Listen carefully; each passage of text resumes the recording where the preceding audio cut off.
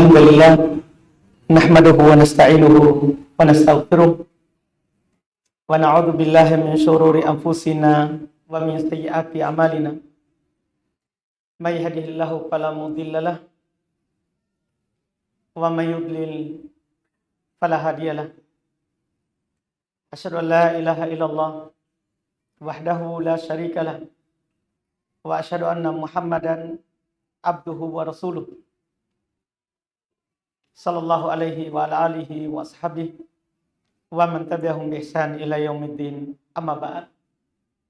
Kaum muslimin wal muslimat jamaah salat maghrib rahimani wa rahimakumullah. Alhamdulillah, pada malam hari ini kita memuji Allah Subhanahu wa taala, membesarkan, mengagungkan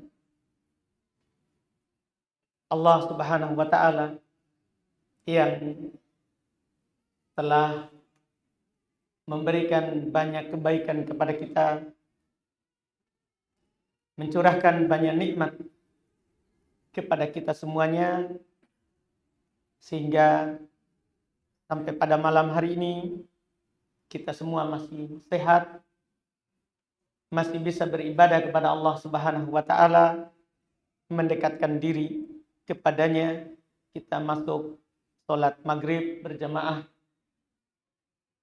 yang mana sholat itu adalah, sudah kita maklumi bersama, dia rukun dari rukun agama kita. Tapi di samping itu, dia adalah kenikmatan bagi siapa saja yang Allah Subhanahu wa taala bukakan kesempatan untuk sholat. Karena ketika kita masuk masjid, diberi hidayah untuk sholat, berarti kita diinginkan untuk mengingat Allah. Karena Allah berfirman, aqimis sholata li dzikri, dirikanlah sholat untuk mengingat. Jadi siapa saja yang Allah beri hidayah untuk melakukan sholat, berarti dia diberi hidayah untuk mengingat penciptanya. Dan ketika kita mengingat pencipta kita, maka yang menciptakan kita akan mengingat juga kita. Karena Allah Subhanahu wa taala menegaskan, udkuruni adkurkum. Ingatlah saya, kata Allah, maka saya akan mengingat kalian. Ketika kita menyebut Allah di bumi ini, maka Allah akan menyebut kita di langit. Kata Nabi sallallahu alaihi wasallam, Allah Subhanahu wa taala berfirman dalam hadits qudsi, "Man dzakarani fi mala'in adkuruhu fi mala'in khairum min." Siapa mengingat saya di tengah-tengah kelompok orang, maka saya akan mengingatnya di tengah-tengah kelompok yang lebih baik dari mereka. Artinya, kalau kita menyebut dan mengingat Allah di bumi ini, tempat tinggal kita sementara, maka Allah akan menyebut dan mengingat kita di langit, di tengah masyarakat terbaik, yaitu di tengah malaikat. Ini keutamaan yang tentunya tidak didapatkan oleh orang-orang yang dilalaikan hatinya untuk sholat. Karena tidak sedikit juga di sana orang yang ditutup oleh Allah Subhanahu wa taala pintu hidayah untuk mengingat Allah. Sebagaimana yang kita maklumi, yang kita saksikan, yang kita lihat, banyak orang muslim, tapi kalau adzan biasa saja, tidak bergerak hatinya untuk sholat, apalagi untuk ke masjid. Untuk sholat saja, adzan itu hal biasa. Yang mana setan saja kalau adzan lari sampai terkentut-kentut, sekencang-kencangnya untuk tidak mendengarkan adzan. Sampai mana? Sampai suara adzan itu tidak didengar. Itu setan. Tapi kalau orang beriman, itu bahagia kalau mendengar adzan. Nabi Shallallahu Alaihi Wasallam, kalau beliau menyadari bahwa waktu sudah masuk, maka beliau akan katakan kepada Bilal, tukang adzan beliau, arihna ya Bilal, buat kami beristirahat, wahai Bilal. Sebagian orang kadang menyangka sholat itu berat. Sholat itu berat. Iya, seakan-akan sholat itu adalah hal yang Allah Subhanahu wa Ta'ala syariatkan sebagai hal yang memberatkan kita, hal yang membuatnya susah. Itu sebagian orang. Tapi orang beriman, sholat itu adalah sebagai tempat beristirahat. Nabi SAW dan para sahabat seperti itu. Kalau datang waktu sholat, mereka berbahagia. Mereka bahkan mengatakan, buat kami beristirahat dengan melaksanakan sholat. Tapi ini bagi orang yang dapat hidayah. Bagi orang yang tidak punya hidayah, ya dia akan merasa heran. Kenapa sholat itu 5 kali, terus ada malam, ada siang. Kenapa enggak malam saja? Saya pernah ketemu dengan seorang. Dia orang Jerman.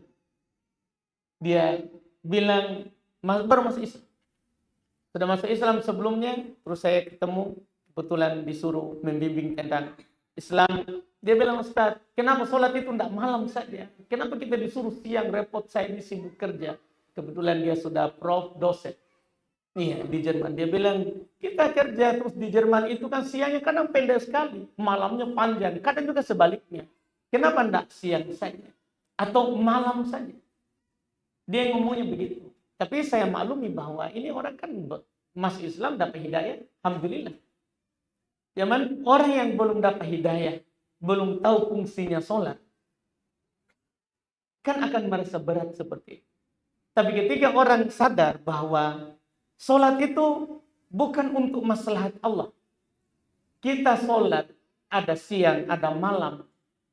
Bukan kebaikan untuk Allah. Bukan, untuk kita. Nabi pernah mengatakan kepada para sahabat. Nah, ini yang saya sampaikan sehingga dia bilang, ya juga. Maksudnya, masuk akal kenapa ada siang, ada malam.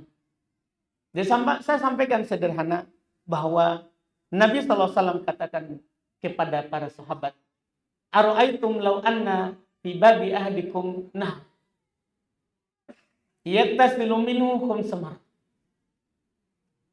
Bagaimana pendapat kalian kalau ada di depan rumah kalian sungai yang dia mandi di sungai itu dalam sehari 5 kali? Jadi dia punya rumah, depan rumahnya sungai mengalir. Terus dia mandi 5 kali. Pertanyaan Nabi, hal baqiya min daronihi syai'? Apakah mungkin nanti akan ada kotoran di badan sedikit? Kan kita anggaplah kita mandi 5 kali. 1 kali saja kita sudah merasa segar. 2 kali saja kita sudah merasa hebat. Sekarang kata Nabi, bagaimana kalau 5 kali? Apakah akan ada kotoran dari badan kita? Iya, kata para sahabat, tentunya tidak. Tentunya tidak. Ini namanya sesuatu yang mahsus. Sesuatu yang bisa kita indrai. Bisa kita lihat. Nah, ada kotoran yang tidak bisa kita lihat. Dosa. Kalau kita melakukan dosa, memandang dengan mata kita, menyentuh dengan tangan kita, mendengar dengan telinga kita, berjalan dengan kaki kita, itu kan kita kadang tidak sadar bahwa ada dosa ternyata. Itu kan kotoran di dalam.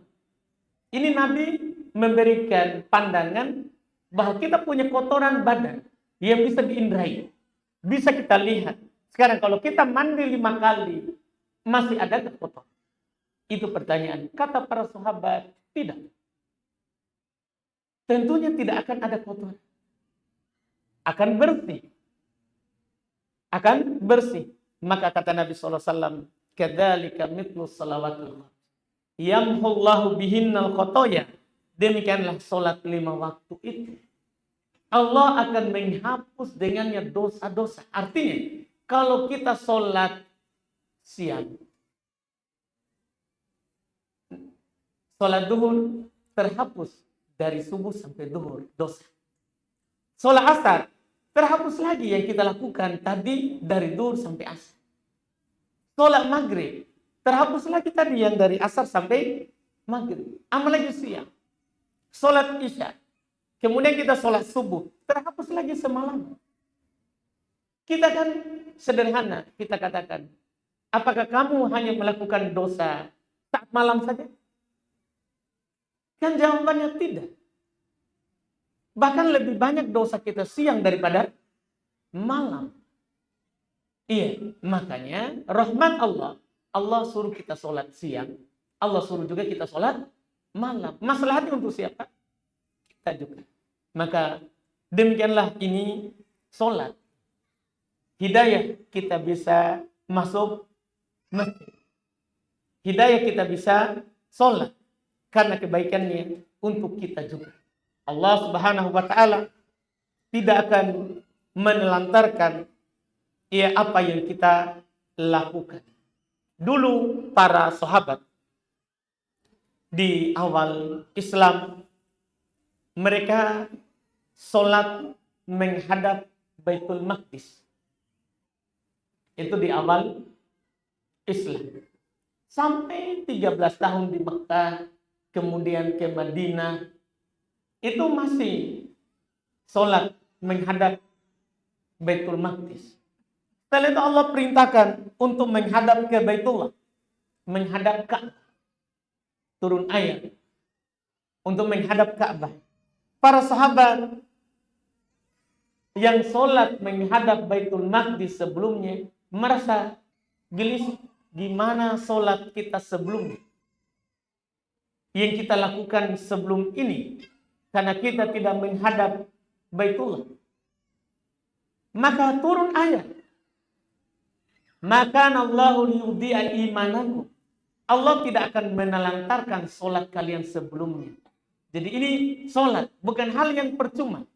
Kalau kita sujud hari ini, maka Allah tidak akan menelantarkannya. Itu tercatat di lembaran amalan-amalan kita.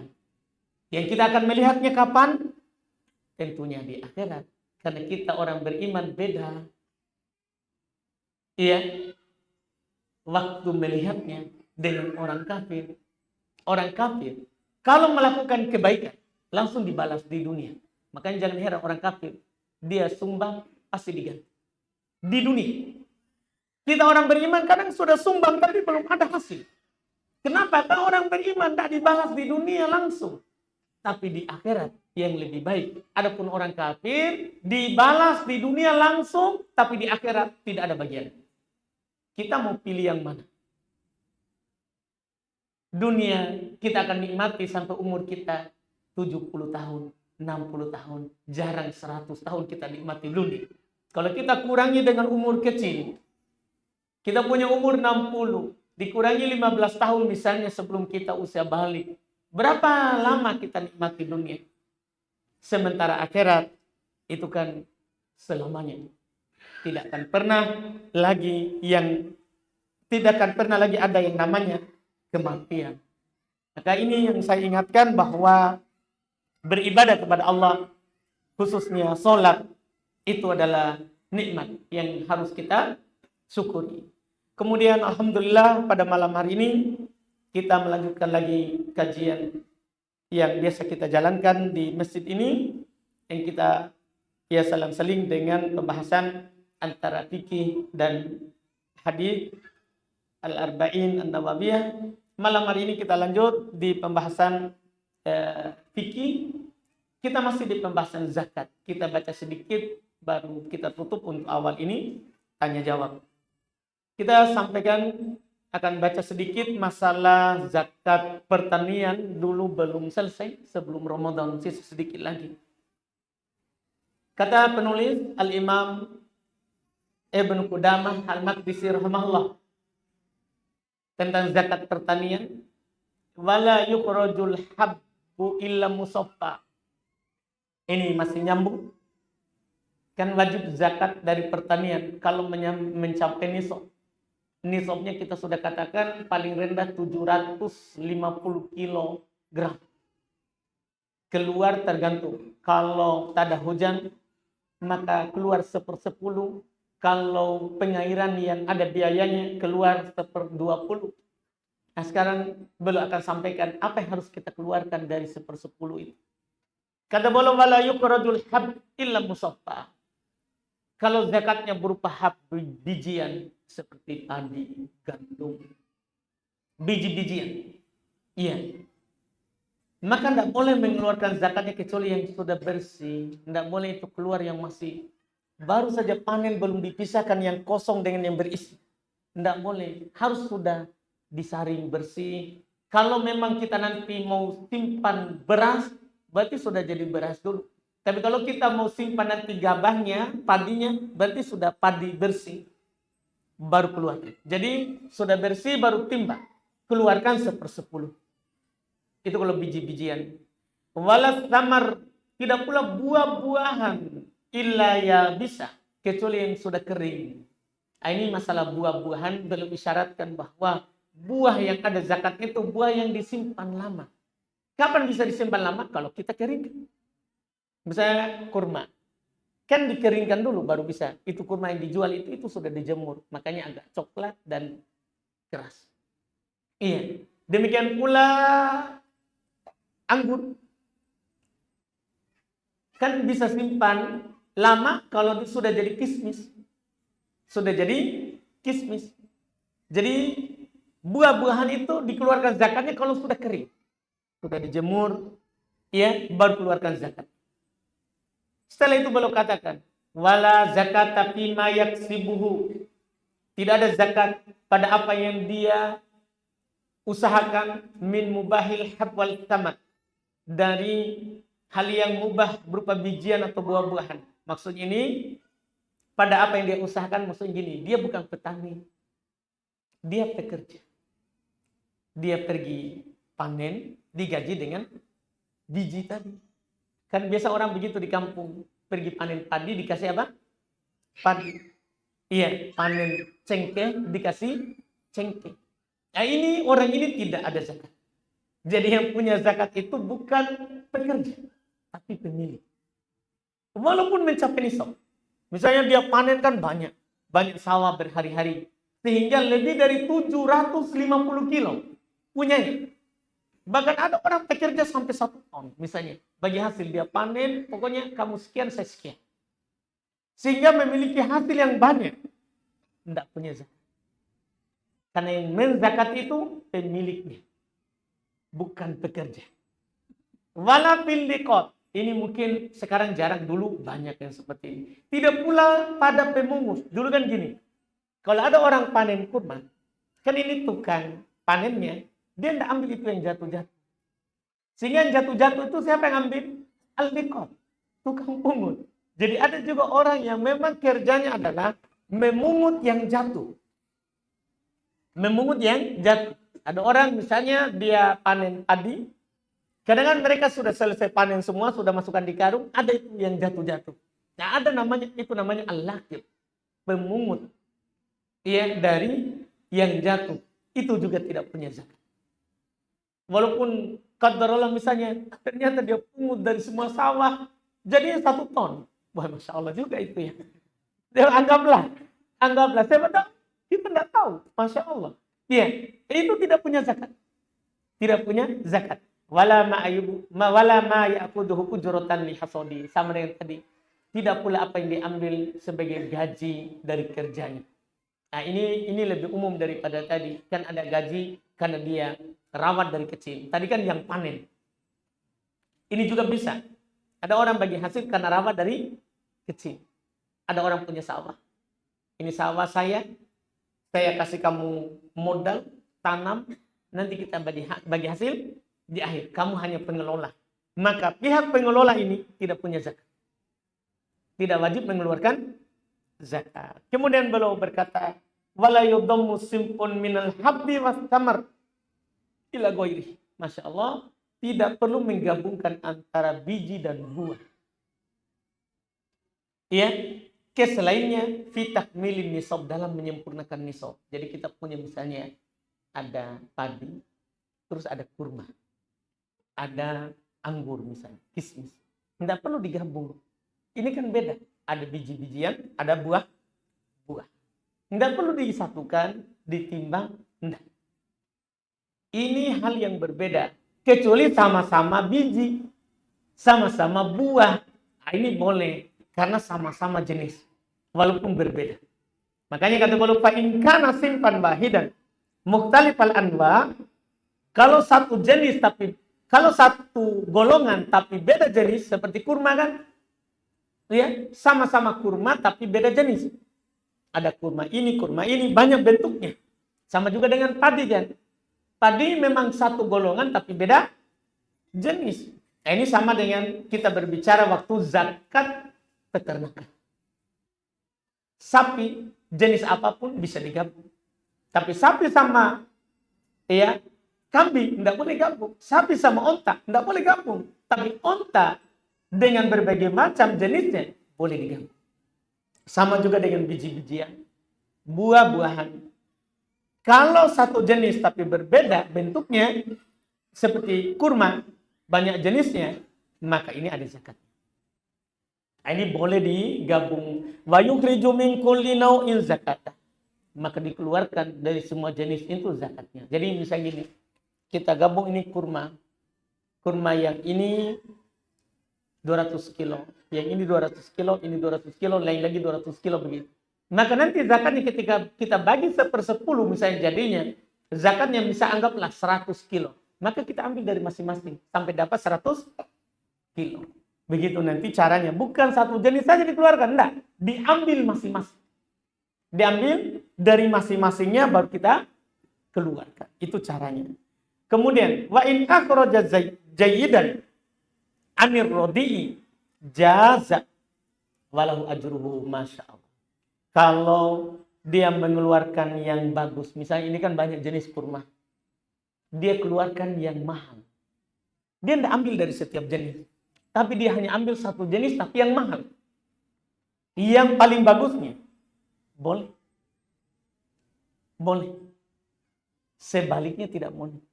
Kita punya kurma bagus. Terus ada kurma mahal, ada kurma murah. Terus kita pilih yang mahal untuk dizakat. Untuk keluarkan zakat. Boleh. Dan beliau katakan walahu ajru. Baginya pahalanya. Karena Allah Subhanahu wa taala berfirman, lan tanalul birra hatta tunfiqu mimma tuhibbun. Kalian tidak akan mendapatkan kebaikan sampai kalian menginfakkan apa yang kalian cintai. Artinya biasanya orang secara manusiawi dia akan mencintai yang paling bagus, yang paling baik. Maka ketika seorang mengeluarkan ini, maka dia akan mendapatkan kebaikan. Akan mendapatkan kebaikan. Ini yang dikatakan oleh Allah. Ditambah lagi Allah Subhanahu wa taala telah katakan anfiqu min thayyibati ma kasabtum. Infakkan, keluarkan apa yang baik dari kalian usaha. Memang kita dianjurkan untuk mengeluarkan apa? Yang terbaik. Tapi ini kan boleh diambil sini, ini juga boleh. Tapi kalau kita pilih yang saya keluarkan adalah yang baiknya. Oh ini bagus. Ini lebih bagus. Yang penting jangan sebaliknya. Kita punya yang mau kita keluarkan zakat. Ada jenis bagus. Ada juga yang tidak bagus. Maka kita malah pilih yang tidak bagus. Ini tidak boleh. Ini tidak boleh. Yang tidak bagus mewakili yang bagus. Tidak boleh. Kita keluarkan boleh. Yang bagus jatahnya sesuai dengan zakatnya. Yang tidak bagus kita keluarkan juga sesuai dengan zakatnya. Itu tidak apa-apa. Tapi kalau kita wakilkan yang jelek dari yang bagus ini, tidak boleh kita lakukan seperti itu. Karena kalau seperti itu ada namanya tuduhan kekikiran. Tuduhan kekikiran. Ini yang beliau katakan. Jadi ini yang perlu diingat. Hanya saja juga tidak boleh si pemungut zakat. Dia bilang, kamu ini ada yang bagus, ini yang tidak bagus. Pokoknya harus kamu keluarkan yang bagus saja. Pemungut zakat tidak boleh begitu. Karena dia ini punya hak. Yang bagus dia keluarkan zakatnya, yang tidak bagus dia keluarkan juga apa? Zakatnya. Tapi kalau dari dirinya dia bilang saya mau keluarkan yang bagus saja, itu alhamdulillah boleh. Tapi kita misalnya sebagai orang yang menagih zakat, tidak boleh. Kita kalau sudah tahu bilang ada bagus, ada tidak bagus, langsung kita bilang yang bagus saja. Tidak boleh, harus dari dia. Ini sebagai orang yang memungut zakat. Selesai ini pertanian. Berikutnya adalah beliau akan masuk di pembahasan barang tambang. Barang tambang. Ini insya Allah kita di pertemuan berikutnya saja. Kan ini adalah awal pertemuan kita setelah libur. Semoga bermanfaat. Kita masuk di tanya jawab. Alhamdulillah. Boleh bertanya langsung, boleh lewat kertas. Sini ada pertanyaan. Saya Bismillah, Afan Ustaz, izin bertanya. Saya sudah 25 hari haid di luar daripada kebiasaan haid saya. Setelah diperiksa ke dokter, tidak ada penyakit. Sementara kebiasaan haid saya 8 hari. Apakah saya sudah bisa sholat walaupun masih dalam keadaan haid? Masya Allah. Perlu kita pahami bahwa tidak ada haid 25 hari. Haid paling panjang adalah setengah dari masa suci. Itu terpanjang yang harus kita anggap. Bahkan kata Nabi, anggaplah kita orang yang keluar terus darahnya dan tidak bisa membedakan mana haid, mana bukan haid. Nabi mengatakan, duduk kamu sesuai dengan kadar kebanyakan haidnya orang. Artinya kebanyakan orang itu haid 87. Di situ yang diarahkan. Bahkan datang seorang perempuan kepada Nabi SAW, Hamnah bintu Jahsh. Dia bilang, ya Rasulullah, inni ustahid fala athur. Wahai Rasulullah, saya itu selalu keluar darah, tidak pernah berhenti. Apa ada sholat? Apakah saya tinggalkan sholat selama itu keluar terus? Maka kata Nabi kepadanya, la innama hiya rukdatus syaitan. Itu hanya goncangan syaitan. Jadi kan itu keluar darah dari seorang perempuan, setan yang kasih keluar. Itu goncangannya setan. Iya. Dan Nabi katakan, kamu sholat 24 hari. Artinya, hitung haid 6 hari. Atau kamu sholat 23 hari. Artinya kamu hitung haid saja 7 hari. Itu bagi orang yang tidak punya kebiasaan. Jadi Nabi langsung bilang begitu. Sholat, walaupun ada darah.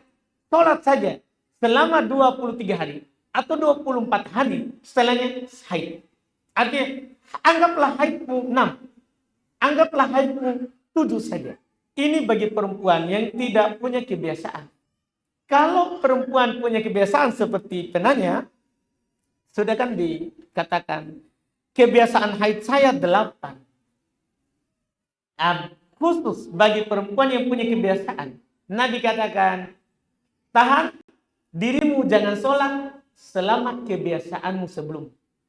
Artinya, kalau kita punya kebiasaan 8 hari, sudah, jangan sholat 8 hari. Sisanya sholat.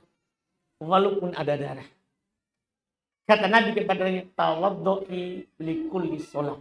Cukup kamu wudhu setiap sholat. Kalau kamu mampu, boleh kamu mandi dan melakukan jamak suri. Tahu jamak suri? Kita tahu mati suri. Iya. Jamak suri itu, seorang perempuan kalau keluar terus darahnya, boleh dia melakukan jamak suri kalau dia mau mandi setiap kali sholat. Dan ini bukan kewajiban. Yang wajib adalah setiap sholat dia cuci tanpa keluar darahnya, dia berwudu. Walaupun keluar setelah berwudu, tidak masalah. Tapi kalau dia mau mandi, maka boleh dia melakukan jamak suri. Supaya dia tidak mandi 5 kali sehari. Setiap kali mau sholat, maka boleh lakukan jamaah suri supaya dia bisa mandi 3 kali saja sehari. Gimana itu jamaah suri? Yaitu saat masuk waktu duhur, dia tidak sholat. Diakhirkan sampai mendekati waktu asar. Mendekatkan perempuan, tidak wajib berjamaah di masjid. Kalau laki-laki kan tidak cerita, tidak ada jamaah suri laki-laki. Tidak ada. Ini perempuan. Ini perempuan, jangan sampai, oh boleh juga saya jamaah suri. Tidak ada, laki-laki tidak ada. Ini untuk perempuan ada jamaah suri. Khusus kejadian yang keluar terus darah. Jadi dia akhirkan sholat duhur. Sampai mendekati waktu asar. Saat mendekati waktu asar, dia mandi. Mandi. Kemudian dia sholat duhur. Masuk waktu asar, langsung sholat. Itu namanya jamaah suri. Waktu maghrib masuk, dia tidak sholat maghrib di awal waktu. Tapi diakhirkan mendekati waktu isya. Ketika waktu isya sudah dekat, dia mandi. Dia sholat maghrib, masuk waktu isya, langsung sholat isya. Itu jamaah suri namanya. Masuk waktu subuh, dia mandi. Berarti 3 kali mandi. Tapi ini kata Nabi, kalau kamu mampu. Kalau kamu mampu, kan tak semua orang bisa mandi 3 kali sehari. Jadi, tapi kalau dia mampu, tidak apa-apa. Jelas yang wajib wudhu setiap kali sholat. Ini kalau masih keluar terus. Jadi kita anggap haid kita adalah 8 hari. 8 hari. Iya. Ini pertanyaannya bisa simpan. Nanti bawa bukunya, kasih. Saya tulisan tentang darah wanita, boleh dikasih nanti pekan depan insya Allah. Kalau hadir orangnya nanti dikasih ke belakang. Ini pertanyaan ke belakang, di belakang. Tadi, siapa yang punya pertanyaan? Di belakang. Baik, nanti kita kasih ke belakang. Silakan, Mbak. Berlaku. Jadi kan itu berlaku untuk sholat, berlaku untuk puasa. Artinya gini, kalau datang bulan Ramadan, perempuan tadi, dia haid hanya 8 hari. Setelahnya walaupun keluar darah, tetap dia puasa. Jadi dia tidak puasa 8 hari, hari biasanya. Hari biasanya. Semua apa? Sholat, puasa, haji, umroh, semua ibadah yang syaratnya harus suci dari haid, berlaku tadi. Berlaku ketentuan tadi. Seperti itu. Di rumah saya, Ustaz, saya makan pakai beras merah. Masya Allah. Karena ibu dan bapak saya lagi mengurangi gula. Kemarin saya keluarkan zakat pakai beras putih, Ustaz. Apakah ini boleh, Ustaz? Ya, boleh sekali.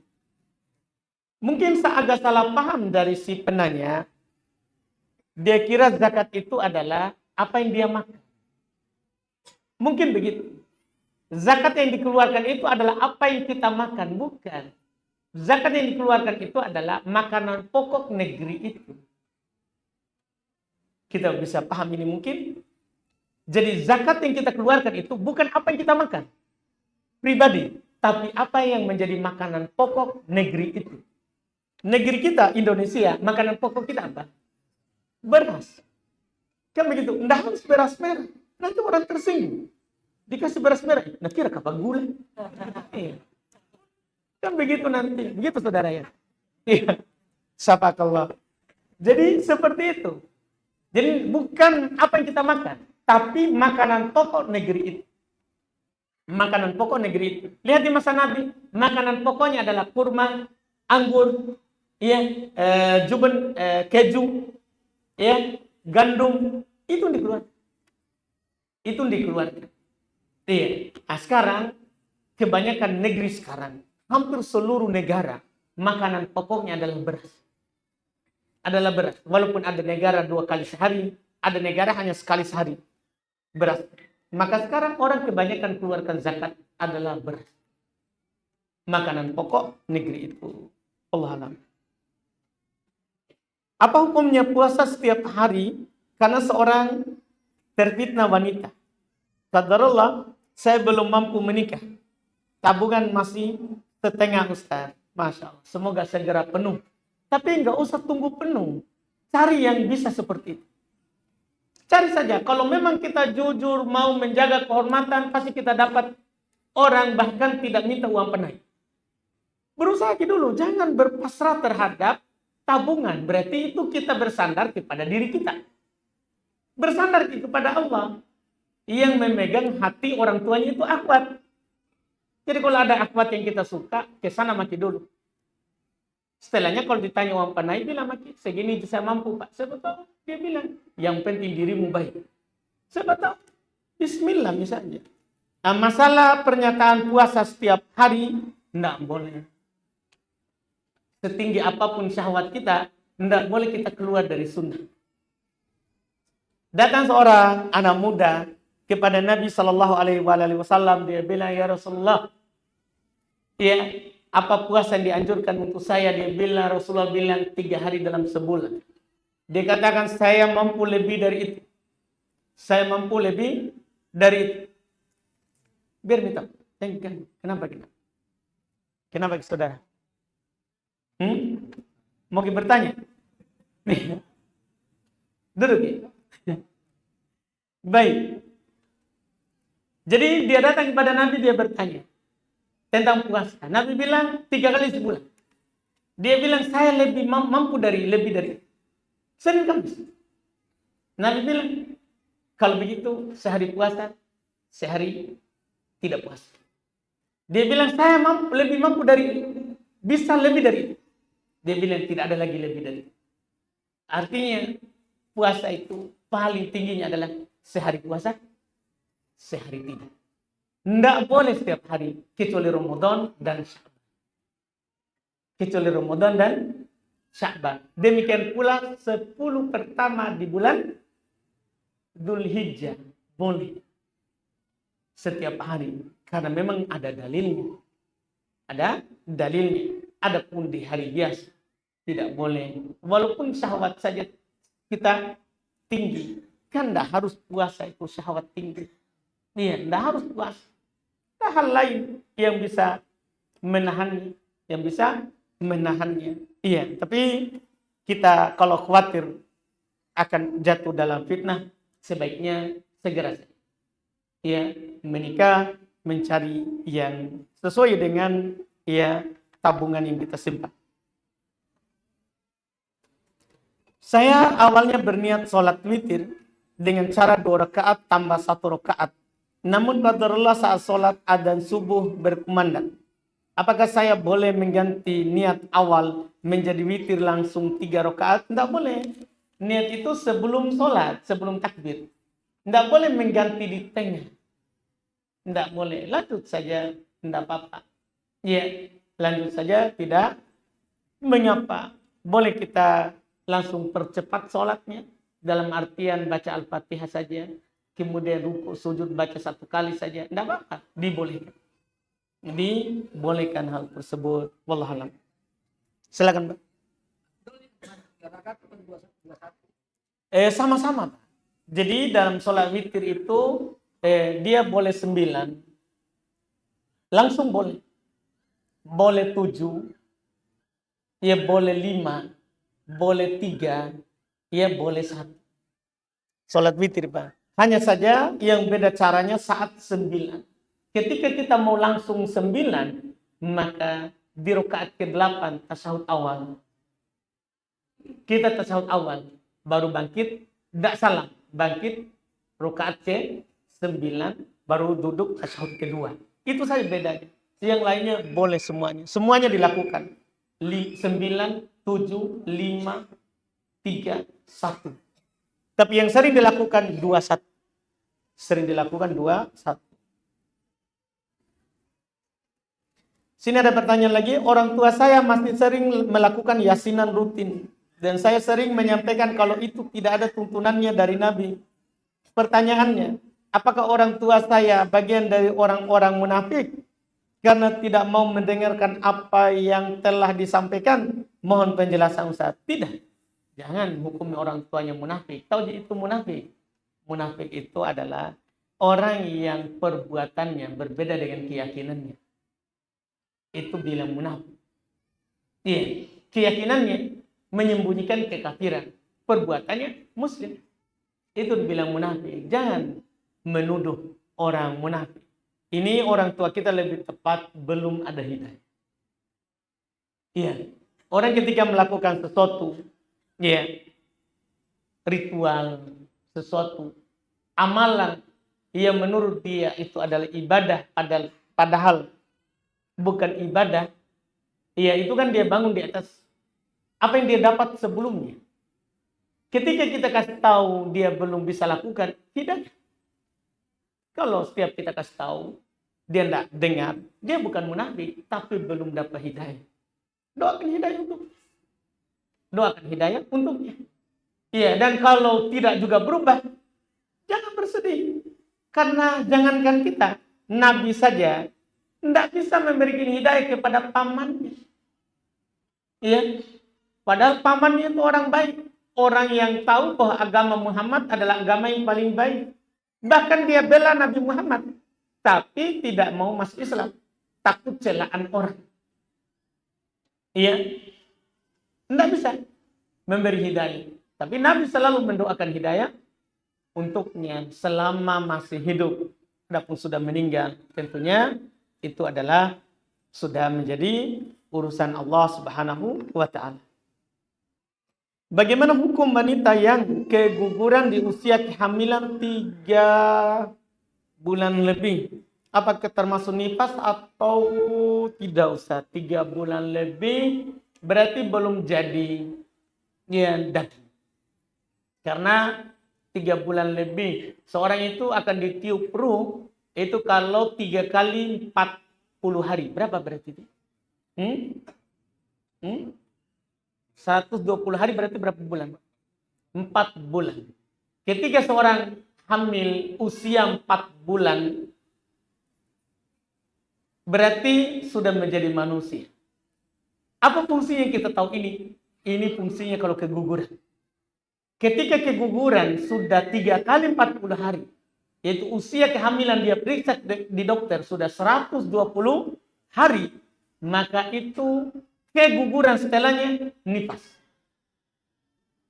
Keguguran setelahnya dianggap apa? Nifas. Tidak boleh sholat, tidak boleh suaminya mendatanginya, tidak boleh puasa, ya, tidak boleh tawaf di seputar Ka'bah, begitu. Tapi kalau keguguran di usia di bawah 3 kali 40 hari, yaitu di bawah 120 hari tadi, maka itu belum jadi manusia. Kalau keguguran, maka itu darah rusak. Darah rusak, itu harus kita pahami, itu teorinya, itu kaidahnya. Darah rusak. Dan kalau itu darah rusak, maka tidak berlaku nifas. Tidak berlaku haid, kecuali bertepatan dengan haid. Tidak berlaku semuanya. Dia tetap sholat, tetap boleh suaminya menggaulinya, walaupun ada darah keluar. Ya, itu urusan masing-masing. Itu masalahnya. Tapi semuanya halal. Dilakukan oleh orang yang biasa. Karena itu tadi keguguran di bawah usia itu. Dan ada rincian memang tadi terkait dengan tadi itu. Siapa yang tanya ini? Di belakang juga? Di belakang mereka. Ini juga. Karena ada pembahasan yang ditanyakan.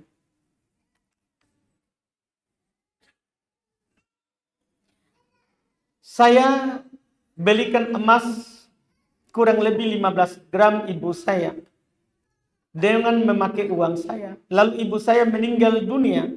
Bagaimana hukum emas tersebut? Apakah harus dibagi dengan saudara saya? Ya. Atau apakah saya boleh memiliki sendiri emas tersebut? Mohon penjelasannya. Kalau kita sudah berikan ke ibu sebelum meninggal, itu catatan. Sebelum meninggal kita sudah kasih, hibahkan ke ibu kita, kita berikan ke ibu kita, maka itu jadi milik ibu kita dan jadi harta warisan. Ya, kalau warisan berarti harus dapat saudara yang lain. Tapi kalau kita berikan tapi sudah meninggal, itu kan lain. Yaitu hal yang lain.